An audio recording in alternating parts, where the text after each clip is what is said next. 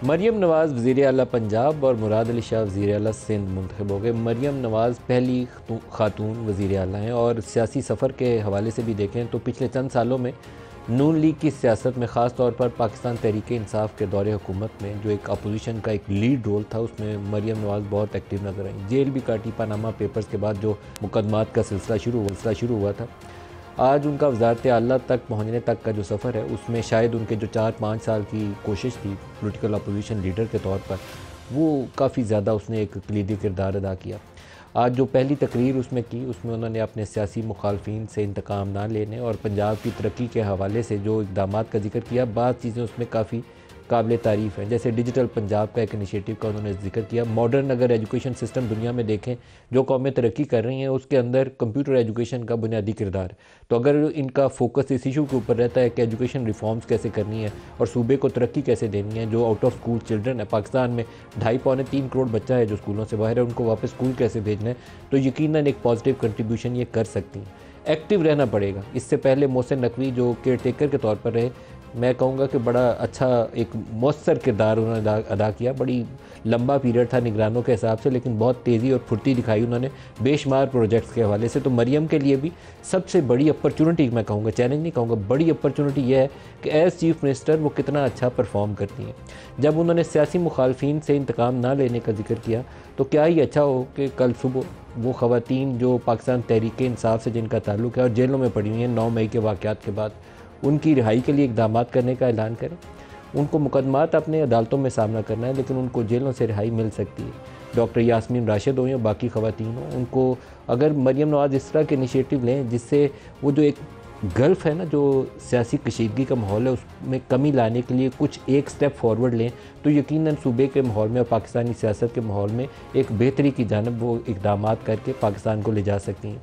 मरकज़ के अंदर हुकूमत की वो सूरत हाल नहीं होगी जो पंजाब में है। पंजाब में उनको 220 वोट्स मिले, जो स्पीकर का इंतखाब था उसमें 224 वोट मिले थे, तो एक क्लियर कट उनको एज हासिल है। 186 रिक्वायर्ड हैं, तो उससे 25-30 अरकान उनके पास ज़्यादा मौजूद हैं, जो परेशानी उनकी हुकूमत को नहीं सामना करना पड़ेगा। ख़ुद PMLN के साथ इंडिपेंडेंस मिल चुके हैं, तो वो सादा अक्सरियत के करीब खुद अपने इंडिपेंडेंस को मिला के PMLN पहुँच जाती है, और इत्तेहादियों को मिला के जिसमें पीपल्स पार्टी, IPP और काफ लीग के अरकान और PML ज़ा का भी एक रुकन उनके साथ शामिल है। उसके बाद उनको पंजाब में वो इशू नहीं आएगा। सिर्फ एक इशू करना है कि गवर्नेंस दिखानी है, वो मामला करने हैं जिसमें शफाफियत, तो एक साफ़ हुकूमत लोगों को नज़र आए।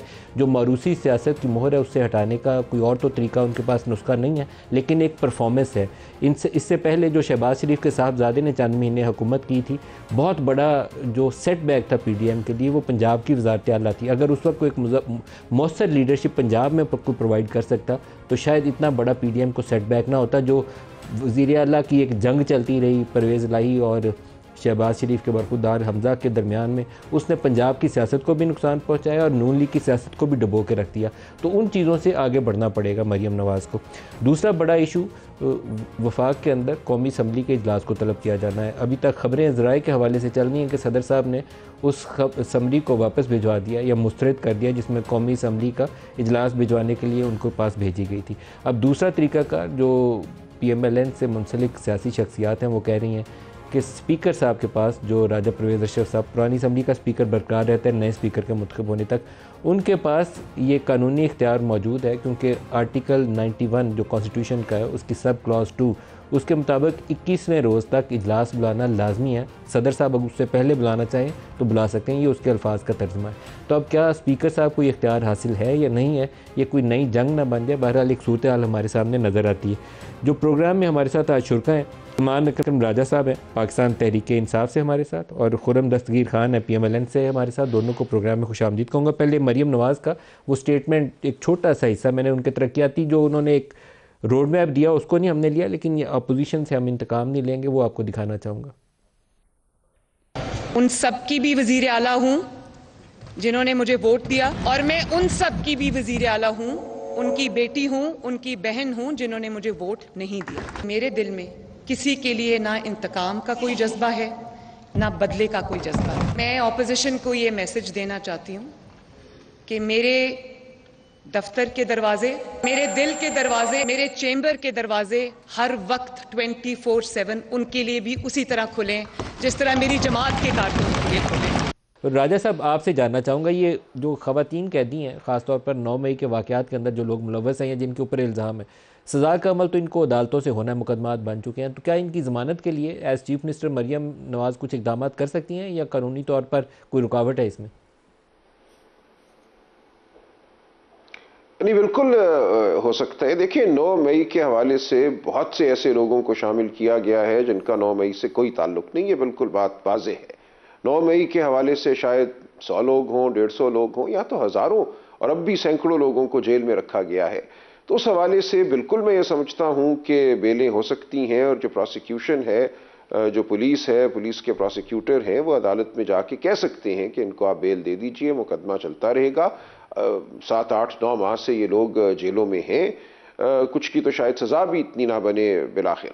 तो इसलिए बिल्कुल मैं समझता हूँ कि इंसाफ का तकाजा यही है कि जिस तरह से ये मामला चलता रहा है कि एक अंधी अंधी कोठरी में लोगों को बंद कर दिया गया है, उनकी बेल की दरखास्तें जो हैं वो मतनाही एक सिलसिला है कि वो सुनी नहीं जाती, तो अब उनकी सुनवाई होनी चाहिए, उनको बेलें मिलनी चाहिए और मुकदमों को ख़त्म होना चाहिए जहां ये मुकदमे सियासी मकासद के लिए बनाए गए थे। और ये वाज़ेह है कि बहुत से मुकदमों का मकसद सिर्फ ये था कि इलेक्शन से पहले जो एक मायूसी की फ़िज़ा कायम की जाए, वो अल्हम्दुलिल्लाह फ़िज़ा कायम नहीं हुई। इन मुकदमों की वजह से लोगों में ज़्यादा वलवला पैदा हुआ और उन्होंने इन मुकदमों का जवाब जो है वो वोट के ज़रिए दिया। राजा साहब, जो एक अपोजिशन और हुकूमत का पाकिस्तान में पिछले तवील अरसे से हम एक सिलसिला देखते हैं कि जो अपोजिशन में आता है वो सोचता है कि उसका काम एक ही है एहतजाज करना, और हुकूमत वाला अपनी ताकत जो है वो लाठी के ज़ोर पर उसका इख्तियार इस्तेमाल करने की कोशिश करता है। दोनों रवैये मनफी हैं और पाकिस्तानी सियासत को नुकसान पहुँचता है। क्या कोई तब्दीली आएगी? एक खातून वज़ीर आला बनी है, तो क्या रवैयों में हम तब्दीली देखेंगे या वही डिक्टेटोरियल स्टाइल होगा कि उठाओ जेलों में डाल दो, एक एक को मूँछों से पकड़ के जेल में डाल दूंगा? इमरान खान भी ये लफ्ज़ इस्तेमाल करते थे। तो हमें कुछ चेंज चाहिए, पाकिस्तान के लोगों को कुछ सांस लेने का मौका मिलना चाहिए। बिल्कुल समझता हूँ तब्दीली होनी चाहिए। अगर ये सिलसिला चलता रहा तो कभी भी ख़त्म नहीं होगा और बिलाखिर सब कहते हैं अंधे हो जाएंगे। ये इंतकाम का रवैया बिल्कुल ख़त्म होना चाहिए और मैं उम्मीद करता हूँ कि इंतकामी सियासत नहीं होगी। लेकिन देखिए, दूसरी तरफ जो मामला है वो इलेक्शन की, एक तरह से इलेक्शन पे डाके का है, उससे कैसे हम सरफे नज़र कर सकते हैं? वो एक बहुत बड़ी बदअहदी होगी अपने वोटर के साथ। मैं ज़ाती तौर पे ये कहता हूँ, मेरे लिए मुमकिन नहीं है कि मैं अपने वोटर को कहूँ कि मैं एहतजाज करना छोड़ दूंगा। मुझे पता है कि मैं 98,000 वोटों से जीता हूँ। मेरे फॉर्म 45 बिल्कुल 2 दिन बाद हमने इलेक्शन कमीशन में जाके दायर कर दिए। इलेक्शन कमीशन ने उनको देखना पसंद नहीं किया और आज 2-2.5 हफ्ते हो गए हैं इस मामले को। तो ये इस तरह नहीं चल सकता मामला। अगर इलेक्शन कमीशन ने सुनवाई दी होती, हमें इलेक्शन कमीशन ने बुलाया होता आरओज़ को, कहा होता कि बताओ ये फॉर्म 45 कहां से आए, तुम्हारे फॉर्म 45 कौन से हैं, ये सब कुछ पहले 2-3 दिनों में हो सकता था। लेकिन इलेक्शन कमीशन ने ऐसा नहीं किया। हमने तो दूसरे दिन ही जाके फाइल कर दिए, इंटरनेट पे चढ़ा दिए। सैकड़ों की तादाद में 443 पोलिंग स्टेशन है मेरे हल्के में। क्या मैं जाली फॉर्म बना सकता था? मेरे नीचे 5 सूबाई हल्के थे, हमने सब कुछ फाइल कर दिया और उसके बावजूद इलेक्शन कमीशन का जो रवैया था वो ये था कि हम इनको देखेंगे भी नहीं। इस वजह से मैं समझता हूं बहुत बड़ी बुराई पैदा हुई है। अगर इलेक्शन कमीशन ने अपना काम किया होता, वो ताकत इस्तेमाल की होती जो कानून ने दी है, तो ये मामलात बड़ी हद तक तय हो गए होते और आज हम इस सूरत हाल से दो चार ना होते।